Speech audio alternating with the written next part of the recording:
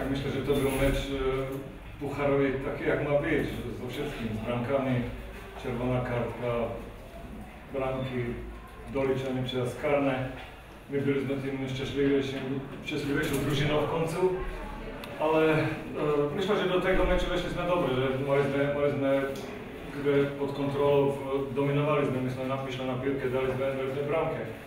Ale tam sami sobie zrobiliśmy ten mecz trudniejszym niekoncentracją w tej pierwszej minucie drugiej połowy, jak dostali bramkę. I trwało nam to można 20 minut, jak z tego spamatowali, abyśmy zaczęli grać to, co chcieli.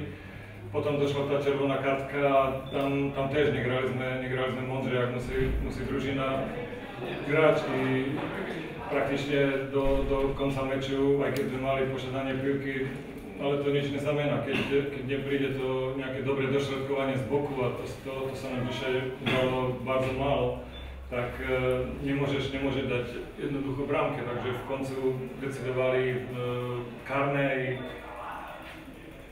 powiem tak, że w tym był lepszy Leszczyński.